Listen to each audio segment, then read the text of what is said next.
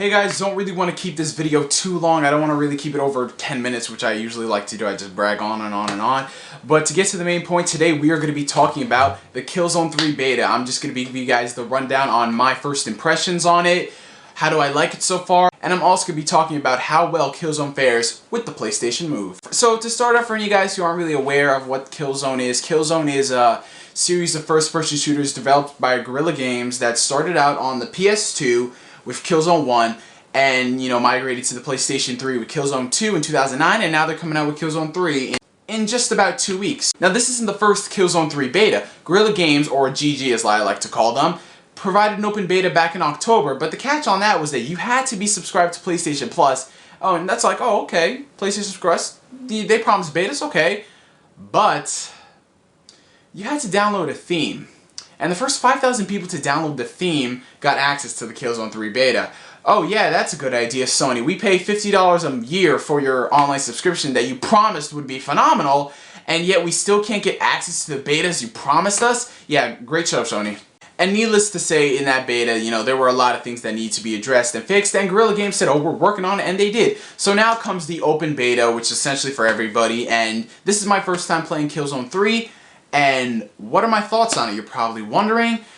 If you haven't heard what anybody said so far about it, I'm absolutely in love with the beta, you guys. I just have never had so much fun with a first-person shooter. It's only been one time, only one time where I've had so much fun with a first-person shooter. That, of course, you guys have already heard me brag on and on and on about it. It's with Battlefield Bad Company 2. You see, I loved it so much that I rebought it on PS3, and I just had so much fun on this game, just so many countless hours lost for that game. I mean, the improvements compared to the second one, they were just amazing, you guys, because I'm gonna be a hypocrite on this, how I said that I really enjoyed Killzone 2, back when I first got the game. But I realized that was the whole new game feeling where it's like you love the game so much and then the next day it's like, this is a piece of shit. While I did enjoy Killzone 2 as far as the campaign wise, I just thought it was a well-crafted campaign, the multiplayer really felt generic. Like, this is probably as far generic you can go in multiplayer, and just how generic it was, low amount of weapons, extremely long load times, and all that stuff just really...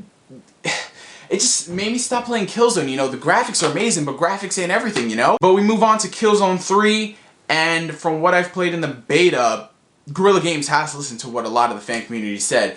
So we're going to address some of the things. The first thing, for example, the multiplayer experience, it is brand new, essentially. I mean, they really changed up the interface from Killzone 2. Instead of having to unlock all the classes, they're already available for you at the start. And you've got your standard classes that you've seen in practically every other first-person shooter game, such as Infiltrator, you've got a Sniper class, you've got a Run and Gun class, you've got a Medic, you've got an Engineer, you've got all that stuff, that you've seen in countless other first-person shooters. And it's pretty surprising that it took Killzone this long to do it. And every weapon has their own unique guns that you can unlock, and as you gain ranks, you gain these things called career points, which...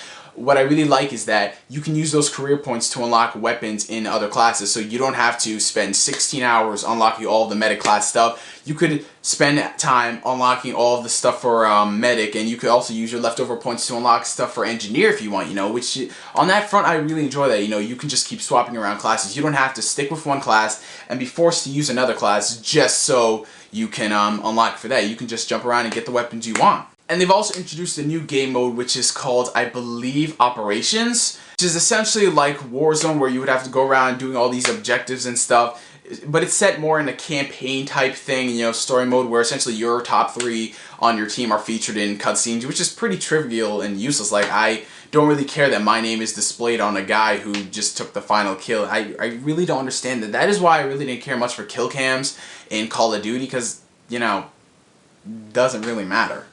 There are billions of kill cams every single day, so unless it's something epic, I can understand that, but just because I'm getting the final kill, it really doesn't make sense. How are the controls for Killzone 3?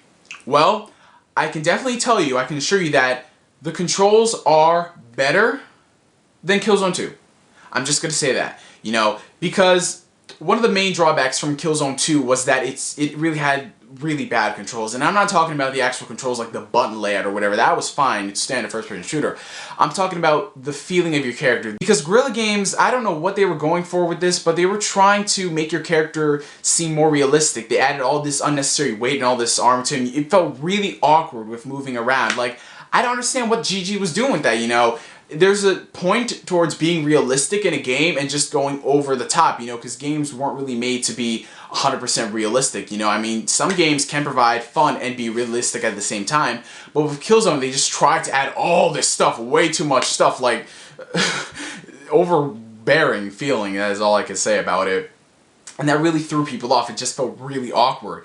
And in Killzone 3, what they've done is they really scaled back on that stuff, but they didn't want to alienate their fan base, because the thing was, put too much weight in this and you alienate tons of gamers, first-person shooter fans. Take off all the weight in this and you alienate all of the hardcore Killzone fans who are saying, you're making it more like Call of Duty, you're selling out. So they've sort of found that halfway midpoint towards being movable and still having that weird weighted feeling. You know, it's more doable than Killzone 2's feeling, but you still have that annoying aspect to it. I mean, once you play for an hour or so, you'll get used to it. But at the end of the day, it just feels really awkward. It's kind of hard to get used to, but that's all I could say on that fact. And Move. PlayStation Move. How does it work with Killzone 3? Well, I've only played PlayStation Move support for Killzone 3 in the bot zone, which is a new feature that they added where you can essentially go up against bots and training for the multiplayer.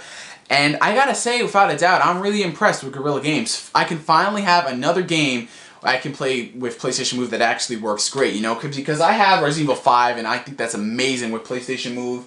I have MAG, I have Time Crisis, Sly Collection, which is pretty pointless with PlayStation Move, and I have Sports Champion, you know, and really, I only enjoyed playing it on Resident Evil and MAG, and that's pretty much it, you know. I really want more games that will utilize Move and just won't be gimmicky, you know. We really have to see more games made for the Move, like just a first-person shooter made for Move. I mean, because Move compatible is all fun, but you're not going to win against someone who has a DualShock. I mean, I was playing on Bot Zone and I put it on Elite difficulty, and it is pretty hard to score some kills with the PlayStation Move and maintain your ratio. Now, in Killzone 3, I'm really hoping that they do include some sort of like Move playlist, like, because honestly, who's gonna win in a fight, like I said, with someone with Move or DualShock 3? It's gonna be the guy with DualShock 3, you know? You could spend years on Move, perfecting it, and then go back into the Killzone, but you really want to get it off the bat, you know? You want to play with people who are on your level with controls. That's just my own opinion on the matter. Move is amazing for Killzone, but Guerrilla Games, you guys gotta incorporate a Move playlist so people won't get bored of it. I mean, I'll use it on the campaign, fine, but multiplayer-wise?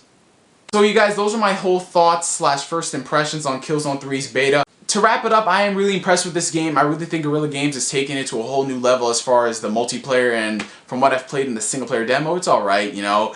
I do think that they should improve on some of the things that I mentioned, you know, fix that whole weighted feeling and provide a Move playlist so people won't be alienated and fix a lot of the server problems.